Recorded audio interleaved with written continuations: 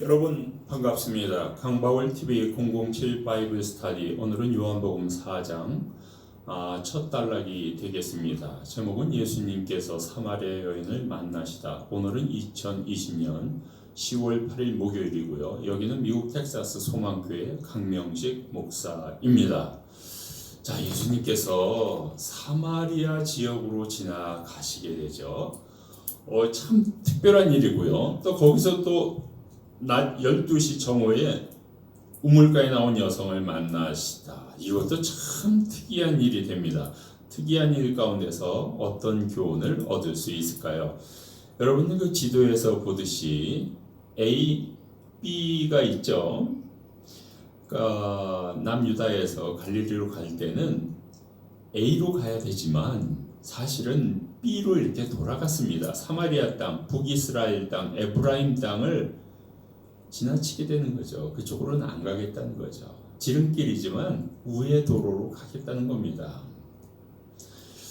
자, 그 예수님이 이제 유대 땅에서 갈릴리로 가게 되셨는데, 예수님은 어떻게 가셨는지 한번 보겠습니다. 유대인들이 하듯이 사마리아 땅을 피하는 대신에 예수님께서는 그 사마리아 지역을 통과하신 겁니다. 근데 유대인들은 어떻게 생각하냐면요, 이 사마리아는 영적으로도 그렇고 인종적으로도 그렇고 섞였고 혼혈이라는 것입니다. 자, 그런데 예수님은 사마리아 땅을 지나가십니다. 왜요? 사마리아도 구원의 대상이죠. 사마리아도 이 세상 가운데 일부분이죠. 그럼 어디나 예수님은 전해져야 됩니다. 복음이 선포되어야 됩니다. 자, 이렇게 해서 지름길로 가셨는데 여기서 또 여러 가지 일이 일어나게 되죠. 여러분들이 이 더운 낮 12시가 되면 얼마나 목마르겠습니까? 뭐 이렇게 시냇물이 흐르는 게 아니에요. 우물이 나올 만한 저수지 같은 데다가 이제 그 우물을 파죠. 이삭이 우물을 많이 팠죠. 그래서 그 물을 떠서 마시고 또 여행을 가고 여행을 떠나고 이렇게 되죠. 물이라는 건 참 신비스럽습니다. 제가 봐도요. 우리 몸은 물로 이루어져 있대요. 또 우리는 매일 물이 필요합니다. 그렇죠. 우리는 세례받을 때 이 중요한 물로 받습니다. 그러니까 물로 보시면 안 돼요. 이 세례라는 귀한 성례 예식을 물로 해요. 물은 들고 가려면 매우 무겁습니다. 또 물은 물이고 산은 산입니다. 이런 특성을 지닌 물, 이 물을 마시기 위해서 우물가로 지나가야 됩니다. 여러분, 지나갈 때는 여기서 예수님이 사마리아 여인을 만나게 되시죠. 4절, 5절, 6절에 이런 말씀이 있습니다. 예수님이 수가성에 오셨더라. 여기에 야곱의 우물이 있었더라. 여행에서 지치신 예수님께서 우물가에 앉으셨는데 그때는 정오 12시였더라. 가장 뜨거운 햇볕이 있고요. 가장 목마른 때에 수가성의 우물, 야곱의 우물을 찾아오셨습니다. 예수님도 인간의 아들이, 인간의 son of man인지라 육신이 피곤하시죠. 이 수가성에서 한 여인을 만납니다. 예수님과 사마리아 여인이 야곱의 우물에 만나서 이렇게 대화를 나눕니다. 나에게 물을 한 잔 줄 수 있습니까? 그러니까 사마리아 여인이요. 당신은 유대인이요. 나는 사마리아 사람인데 어떻게 나에게 이런 요청을 할 수 있습니까? 지금까지요. 사마리아 사람하고 유대 사람은 대화 나누지 않습니다. 아예 만나지도 않습니다. 그런 유대인이 나 사마리아 여인에게 부탁한다고요? 예수님께서요, 당신이 하나님의 선물을 알았더라면 당신이 그 선물을 요청했을 것이고, 하나님께서는 살아있는 물, 생수를 선물로 주었으리라. 생수를 줄 수 있다는 거예요. 오히려 예수님께서.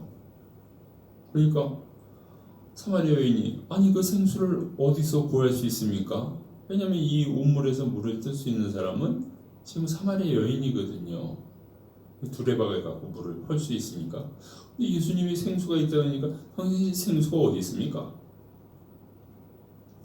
누구든지 생수를 마시는 자마다 영원히 목마르지 아니하리라 이렇게 말씀하세요.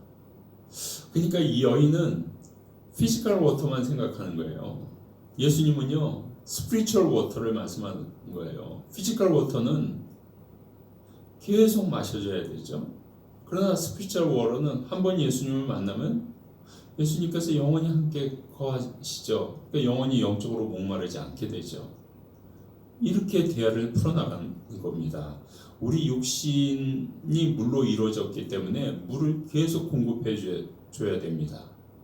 피지컬 워터죠. 근데 또 중요한 것은 우리 인간은요 영혼이 있어요. 하나님의 영이 있기 때문에 이 영적인 생수를 공급해 줘야 돼요. 예수님이 공급해 주셔야 돼요. 예수님을 만나야 되죠. 예수님이 이렇게 말씀하시죠. 너의 남편을 불러서 이리 다시 오시오. 그랬더니만 사마리아 여인이 나는 남편이 없나이다. 예수님께서 아니 당신은 5명의 남편이 있지 않았는가? 지금 살고 있는 그 남자도 당신의 남편은 아니다. 그러니까 이 사마리아 여인이 당신은 선지자로서이다. 이렇게 또 고백을 합니다. 여러분 예수님은 사실 만난 사람마다 그 사람의 아이덴티티, 정체를 다 알고 계시죠. 이 여인이 5명의 남편이 있었다는 거예요.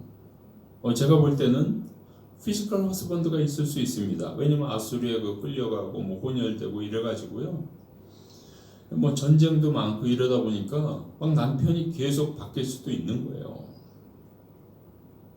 그 다음에 또 이 5 남편은요 어떻게 보면은 모세, 오경, 창세기, 출애굽기, 레위기, 민수기, 신명기라고 할 수 있어요. 사마리아 사람은요 이 모세, 오경만 믿어요. 그 다음부터는 안 믿어요. 왜냐면 남유다 위주로 다 썼잖아요. 북이스라엘은 좀 안 좋게 표현하잖아요. 그래서 모세, 오경까지는 믿어요. 가나안 땅에 들어오기 전까지는. 가나안 땅 들어와 가지고부터는 이제 안 믿어요. 그래서 그 모세, 오경을 사마리아 사람들이 믿고 있었던 거거든요. 그거 갖고는 부족하다는 거죠. 진짜 남편은 누구죠? 진짜 신랑은 누구죠? 예수님이어야 된다는 거예요. 그러니까 사마리아 여인이 당신은 선지자로서이다. 하나 더 격을 높여서 호칭을 부르죠. 사마리아 여인이 이렇게 얘기합니다. 우리 조상들은 이 산에서 예배를 드렸는데요. 유대인들은 예루살렘에서 예배를 드려야 된다고 주장합니다. 예수님께서 이제 이 산도 아니고 사마리아에 있는 산도 아니고 저 산 예루살렘의 그 성전도 아닌 곳에서 예배 드릴 때가 올 것이다. 그리고 진정한 예배자는 신령과 진정으로 예배 드리는 것이다. 여러분 사실 아니 이 그리심산에서 예배드리나 예루살렘 그 성에서 예배드리나 뭐가 달라요? 예배드리는 건 마찬가지죠. 어느 한 장소만 주장할 수 없는 거예요. 그리고 예루살렘 성전 또 무너지잖아요. 그럼 성전 없으면 예배 안 드릴 거예요? 그러니까 사마리아 여인이 메시아가 올 거라고 저는 그렇게 알고는 있습니다. 그랬더니만 예수님이 I am he, 내가 그로다. 여러분 I am he라는 그 이렇게 티셔츠 있잖아요. 내가 그로다. 그게 어디서 나왔는가 이렇게 궁금하신 분들이 있는 것 같아요. 요한복음 4장입니다. 진정한 예배란 신령한가 진정으로 예배드리는 것이고 또 이 산도 아니고 저 산도 아니고 정말 내 마음 가운데 어디 있든지 간에 정말 진정으로 드리는 것이 예배다. 그걸 알려주신 때 이제 메시아가 올 것 같습니다. 내가 그러다. 여기 있다는 것을 여러분들이 기억하시기 바랍니다. 여러분, 예수님은요 살아있는 물 생수입니다. 리빙은요 살아있다는 뜻도 되고요 살리는 뜻도 돼요. 그래서 진정한 예배에 대해서 사마리아 여인에게 알려주잖아요. 그러니까 예루살렘 성전에서 예배 드리지 못한다고 해서 너무 그렇게 신세를 한탄하지 말라는 거예요. 갈 수 없거든요, 예루살렘은요. 사마리아 여인은 예수님을 부를 때 그 호칭이 바뀌게 되죠. 유대인에서 랍비 선생님으로, 그 다음에 예언자로, 메시아 크리스토로 바뀌게 됩니다. 오늘 말씀을 통해서요, 나는 어디서든지 가서 예수는 주라고 선포할 수 있는가? 사마리아 땅에 가서도요. 나는 생수를 마시고 다른 사람에게도 이 생수를 권할 수 있는가? 예수님을 만나고 예수님을 전할 수 있는가? 나는 신령과 진정으로 어디서든지 예배드릴 수 있는가?